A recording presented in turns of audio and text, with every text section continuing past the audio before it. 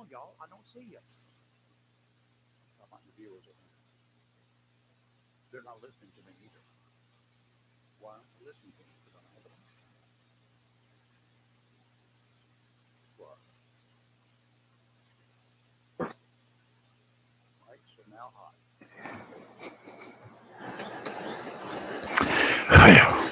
Snap. Gubbin. Just woke up, found out it's Monday. I've launched a search looking for my memory banks, looking for some help this morning. I don't even know what happened to the weekend. Can y'all help me? It just zipped by. Ball game Friday night, editing and posting some photographs from the game on Saturday morning, Cousins reunion Saturday afternoon, couple of ham radio nets Saturday evening, and then came Sunday. By the way, may I take this moment to No. say you did an excellent job Saturday night. Thank you.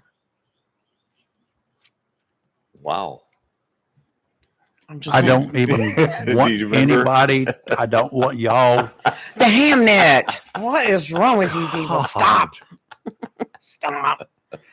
Oh, here we go. Many websites, apps go dark as Amazon's cloud unit reports global issue. That's why nothing's working this morning. Amazon controls the world and your radio. Oh, No, I don't my think God. so. No, it controls a lot of other apps. Well, what Lee was referring to, I was Saturday night. I got ready to check into the amateur radio net and the normal net controller for that evening. He announced earlier in the week he wasn't going to be there Saturday night, and I did not pay any attention to anything else. I made the assumption that somebody else who does those nets would step up to the plate.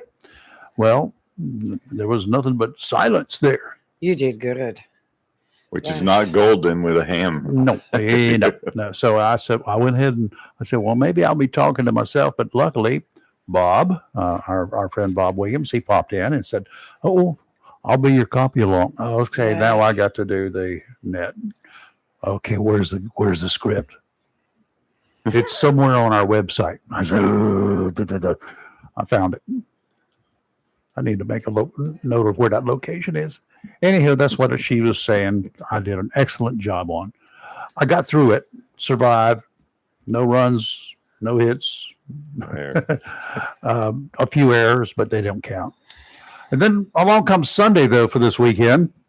And Robbie, my wife, is happy, on her way to becoming very ecstatic. She has a window in the laundry room that allows for light and cross breezes to slide on through. That takes care of the heat and humidity down yonder. The light, it's like a 5-foot tall window, 3 feet wide, and it's up. Not thanks to me, thanks because I know people.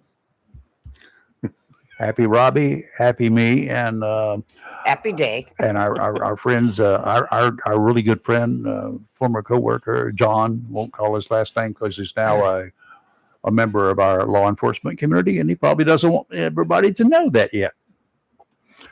Good morning, I'm Rayford Brown, able to sum up 72 hours and 40 seconds. Welcome to my esteemed colleagues this morning. How are y'all?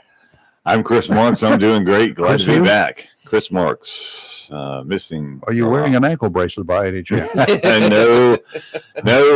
So I feel like I should be wearing a smock, one of those physician smocks. Oh. Yeah, that's where I've been this time. Would it be a pediatrician type physician? No, gosh. Colonoscopy. I'm going to reboot this whole thing. No. Not yours. Carotid artery. Not yours. No, Kathy's. Yeah. No. She doing okay? She's doing good. Very good. Waiting for the results. Is she jumping up and down and screaming and hollering yet? I mean, at me more than normal. Oh no! At you? No. She doesn't. I mean, in celebration, because I know she's a very active little individual. Yes, she is. Because we're down to the last little bit of we are across America, and she is pushing hard. So y'all doing good. She tonight's going to be at the county commissioners meeting to talk about some things, and I'm going to be somewhere. I don't know.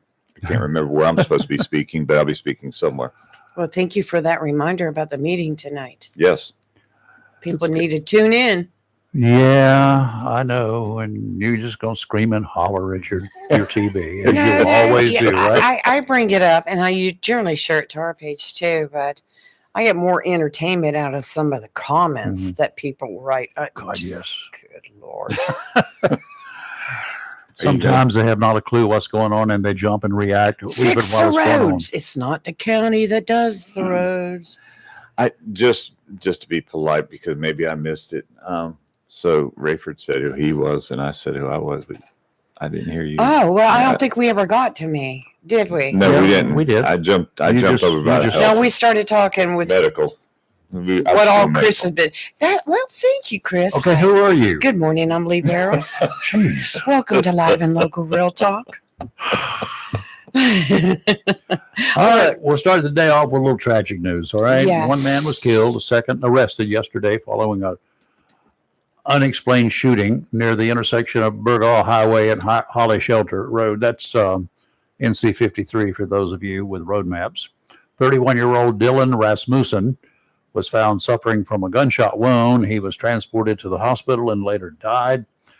Responding deputies had information about a car that left the scene. That car was stopped by Pender deputies and a state trooper a short time later. 43-year-old James Wells arrested, charged with second-degree murder. He's in the Onslow County Detention Center without bond and will likely have his first appearance this morning in court. What happened? Don't know. Don't have a clue.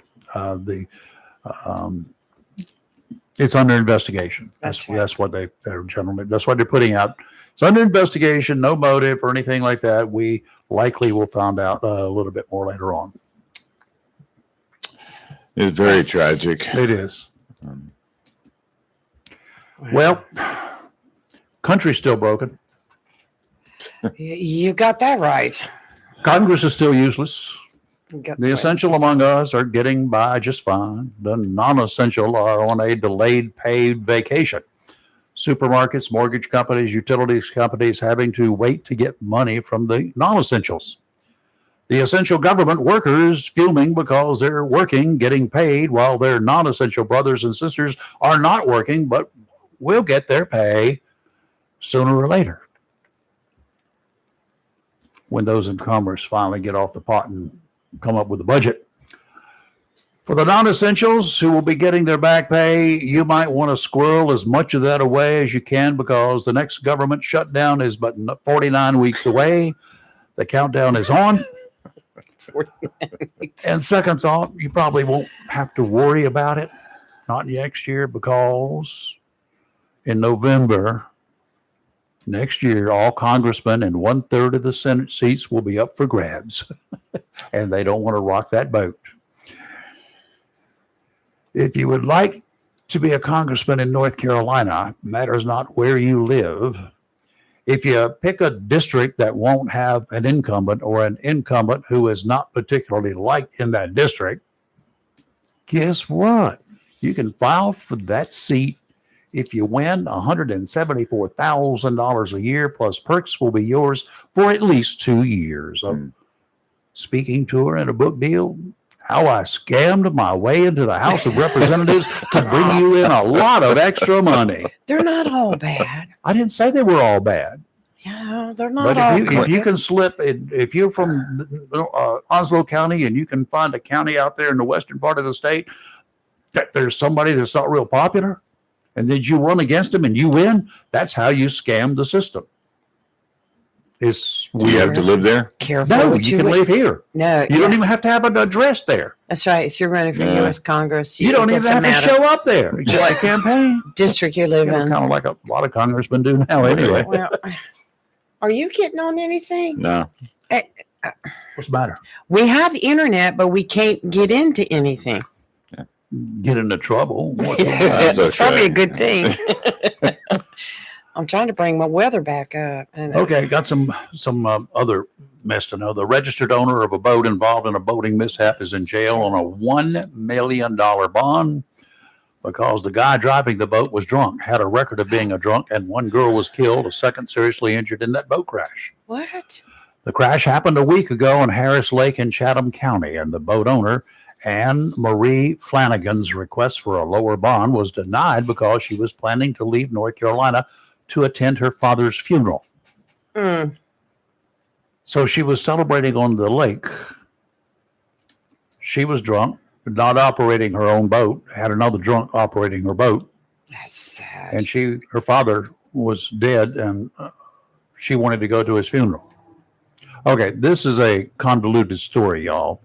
19-year-old Brooklyn Carroll was killed, and Jennifer Stale lost a leg in the wreck involving that boat. Flanagan's boyfriend, Quentin Kite, was operating the boat. He was the one behind the wheel. He's charged with causing serious injury by impaired boating and operating a boat in a reckless manner. I'm sure there are other charges, but they're not listed. Not quite sure I understand the charges, as Flanagan, not the operator, is charged with felony death by impaired boating, serious injury via impaired boating, and aiding and abetting boating while impaired. The district attorney seems to be placing the blame, for the most part, on Flanagan, the woman who owns the boat, who wasn't driving the boat. He told the judge that Flanagan's decision-making was questionable and claimed that she was complicit even before the boat crash. Her boyfriend, according to the district attorney, had been involved in car crashes where alcohol was suspected to have played a part. I don't know whether it was ever proven. It just said suspected. I'm betting that this will be a tough case, one that's going to be really tough to see the jury in that county because of prejudicial comments by the district attorney. I haven't checked, but the comments smack of a political campaign. If the boat operator is guilty, as one would think, he is the final person to be able to drive or not drive the boat. His choice. Yes, knowingly handing the keys for a car or a boat to a drunk person is illegal and should be dealt with accordingly. But the final decision to operate the vehicle is in the hands of the person at the wheel. I don't have a problem with both being charged. I don't either. In fact, that should be what happens. But I question this district attorney and the methods that are being reported. I don't know if they're accurate, but they're being reported by WRAL. Strange case. She's charged with the death. So the officer would have charged her with it. Yes. Right? And then, through the district attorney, because I'm sure that went to the DA before the charges were approved. Generally, that's the way it is. Yeah. Wildlife resources officer, a game warden, they do the investigations on boat crashes. That's very odd. I mean, she was aboard the boat. She was under the influence, but she was drunk. So Yeah. it's okay. yeah.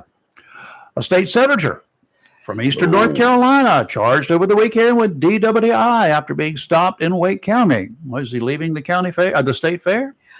74-year-old Norm Sanders, a Republican, lives in Pamlico County and represents Carteret, Shawan, Halifax, Hyde, Martin, Pamlico, Warren, and Washington counties in the state Senate. Okay, these counties are partially or all in the 3rd Congressional District. Don't get those two confused. Right. He represents the state's senatorial district, which includes all those counties. A highway patrol report indicates he had a breathalyzer reading of 0.16. 0.08 is presumed to be an indicator of a person that is under the influence of alcohol and is impaired. Sanderson also faces misdemeanor charges of failure to obey a traffic officer and transporting an open container of alcohol. He posted a $2,000 bond, and a court date is scheduled for the 7th. An apology letter was released by the Republican Party of somewhere. Yeah, he did. It was on a news story. He released a statement. Yeah. He said, "Last night I made a regrettable mistake and I take responsibility for my actions. I want to apologize to my constituents, my colleagues, and my family for letting them down. I commend the State Highway Patrol and the Wake County Sheriff's Office for their professionalism during the incident. Glad And- he takes the high road on it, Yes. accepts responsibility. I will say that I know him personally, and I've had a lot of dealings with him, through the 3rd District. I've always found him to be a very honorable man. I was completely shocked when I saw this news report. I'm not judging. I'm withholding. I was just surprised. Well, he's accepting responsibility. Yes, he So is. I expect a guilty plea out of it. Yes, yes. In a still confusing but sad case, one man killed. A boat flipped at Oregon Inlet over the weekend. This one is another really confusing thing. North Carolina wildlife investigators say 2 men were aboard a 50-foot sport fishing boat. They were transporting from New Jersey to Florida when they decided to come in through the typical challenging waters at Oregon Inlet. Why? Okay, if they got to go somewhere in that neck of the woods, I understand. But they were going to take the boat to Beaufort, down further, to have the prop on one of the boat's 4 motors repaired.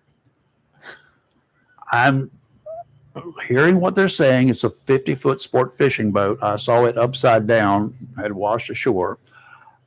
I don't understand the perspective of the photograph, so I can't exactly say it was a 50-footer.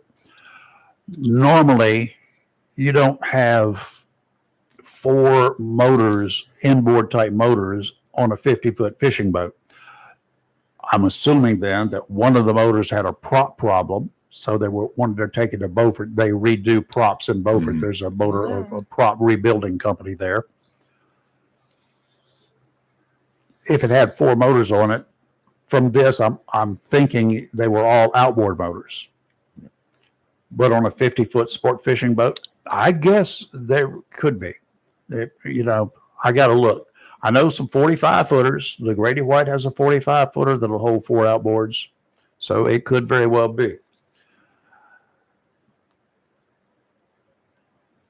Not many 50-foot boats have more than 2 inboard motors. That's generally the case. So if this one was an outboard and wide open sport fishing boat, I understand it. That's just not what we normally think about. But why would they choose Oregon Inlet? The boat had 3 working motors. One motor had a prop problem. It's working just fine. Maybe not to 100%, because if a boat has 4 motors on it or it has multiple engines, it counts on being able to, for just not only power, but being able to maneuver, counting on all of its motors working. Beaufort Inlet, right there at Morehead City, between Beaufort and Morehead City, is a deep water inlet. That's where the large cargo ships come into the port of Morehead. I mean, we're talking about ships 10 times the size of a 50-foot sport fishing boat. Both men were thrown into the ocean. 50-year-old Francis Hennigan Jr. of Pennsylvania, found unresponsive in the water, pronounced dead by medical personnel. 29-year-old Taylor Flannery of New Jersey, pulled from the water by Coast Guard personnel, treated at an Outer Banks hospital. Neither man was wearing a life jacket. Oregon Inlet is tricky and treacherous under all conditions. I'm not familiar with conditions there Saturday afternoon, but I was down south just a little bit at the ocean, staring at the ocean, wishing I was there because it was flatter than the floor in here. Saturday afternoon at Emerald Isle. I don't know what it was at Oregon Inlet, but it's always a tricky inlet anyway. Inlets can be rough even when the ocean is calm. I will give you that. What's sad? It's sad all the way around. It is. Too many tragic situations. The one that we were all familiar with, one of the with Art, God rest his soul. Yeah. They didn't have life jackets They did on. not. These people did not have life jackets So on. We've had people in the show from the Coast Guard Auxiliary. What are they preaching? Wear your life jacket. Where your life? Now, I will give you that on a large boat, a sport fishing boat, a 50-foot boat, my 30-foot boat, sitting in the boat under normal, if conditions were outside that inlet in the ocean, as they were at Emerald Isle Saturday, it was like a mill pond. Yeah. Going through the inlets are treacherous. Oh, my Going through gosh. Oregon Inlet is awful at any time. So I say, maybe they didn't know. Maybe they don't understand. Beaufort Inlet from Oregon Inlet, it ain't that far in the ocean. You're out there anyway. The ocean is flat. Come on down. I'm assuming the ocean at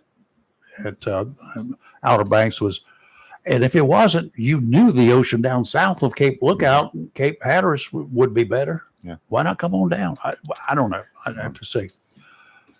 But yeah, Art Fertney lost his life 2 weeks ago. It's about 2 weeks. Yeah. He and another gentleman were on a 23-foot, a very lightweight boat, a Key West boat, and they were going through another inlet that was also it's a shallow draft inlet. It's a bad one. Rough water at that point in time. Small craft advisories in effect. Going out through an inlet like that, once you get out through it, the conditions were less worse. You can handle it. But going out through those inlets can be hazardous, very hazardous. So other boaters were out there. And sometimes it's hard to read the inlet until you get in it. By the time you get in it, it's really sloppy. So, and unfortunately, Art he lost his life. The other gentleman was clinging to a marker buoy and was pulled in, rescued. But these things happen. Life jackets, yeah. Would they have helped in this case? With Art, possibly, but you just never know. No, and I gotta say the viewing was beautiful. The service was just absolutely beautiful. Wonderful. And Pam, his wife, was just Just a sweet unbelievable. lady. Oh, she was. Yeah. She was laughing. She understood the meaning behind it, and she was her words to the priest were, "Hey, he was doing what he was doing, what he wanted to do. Loved to do. And the last breath he took was that of the ocean air, sea air, Yeah. and he enjoyed it, and it was just beautiful. They had taps.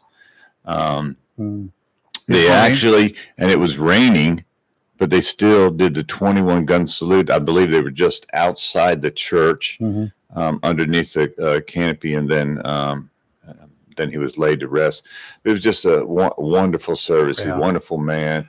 But Pam is a wonderful lady. She's just as and she and Art both were wonderful citizens of family. Onslow County, and they fell in love with Onslow County. Onslow County was in love with them. Is in love with them, and they did so much for the good of the community. For the good of the community. Yep. And I just want to immeasurable. Mention one other person that served Onslow County, Paul Starzinski.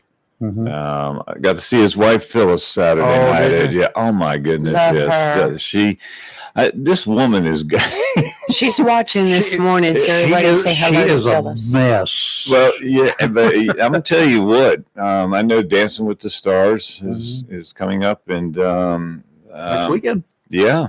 And she could be a future contender. This lady will dance. Will she? Oh my! She is a dancer now. She Hey, Phyllis, is you a doing any dancer. pole dancing, girl? She loves to dance. Oh, she's gonna slap me when she sees me. I can hear it coming. She's watching this morning, so you better be careful. I'll slap myself. And someone else we had on the show want to wish a happy birthday to Chris Burt. Is celebrating a birthday today. 29 years old. Yep. Got it, Chris. Happy birthday, Chris. Yeah. She'll be over at DMV. If you stop by if you got to go get a license plate today, she's the blonde in there. So say, hey, Chris, happy birthday. And is today just a federal holiday? Because I saw school buses were on the road. It's Columbus Day. That was last That was week. last week. That was last week? What's today? It's not The Columbus week Day. after Columbus Day. Okay, never mind. That's why all the school buses were out there. Okay, okay. Well, the school I'll catch you up. buses Been were missing out for a week. on. I got you. Listen, I feel the same way this morning. Confused. Sorry. I'm like, am I in another world this morning? La la la la. Doo-doo-doo-doo-doo. We couldn't get her radio to work because she didn't know. She didn't recognize the people were calling her. You know what? I'm confused. telling you right now, because I just now was able to get on. There's a lot of apps and stuff that are out right now. That's your problem. There was a spaceship over my house this morning. Something going on. Because as soon as I got in the truck, got down the road, I could hear y'all fine. It was an absolutely gorgeous weekend It's weather-wise after a couple of weeks of really nasty weather. It was cool nights. Friday night was cold. It wasn't cool. Yeah. Friday night was cold. It was We've cold. had some warm days. It's the kind of fall that a lot of us really like. And once we get to that cold this past Friday night, we'll be ready for winter. A few more days without rain and cool nights that will chill the water down, and I will be looking for some North Carolina oysters, but not until that water cools down just a little bit. The great weather at the beach and offshore is changing a little. A small craft advisory is in effect until late this afternoon. Today, out to 20 nautical miles, the marine forecast calling for northwesterly winds 20 to 25 knots, gusts to 30. Diminishing to 10 to 15 this afternoon. Seas 5 to 7, subsiding to 3 to 5 by afternoon. Near shore, 3 to 5 footers, subsiding to 2 to 3 in the afternoon. Sounds and rivers rough this morning, diminishing to a moderate chop later today. Tomorrow, westerly winds around 5 knots, becoming southwesterly 10 to 15 in the afternoon. Seas 2 to 3 feet. Near shore, seas 1 footer. Surfers, beware. You ain't going to get anywhere. Then they'll kick up this tomorrow afternoon to 2 footers.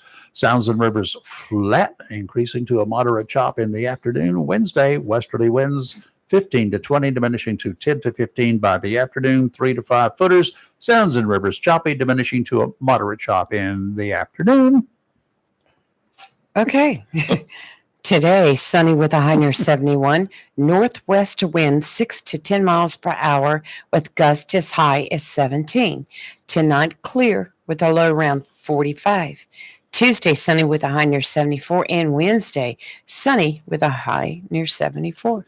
How about, okay. Beautiful week. Yeah, he was. Out there this morning in the Southwest community from the Onslow Amateur Radio Club, the weather spotters out there.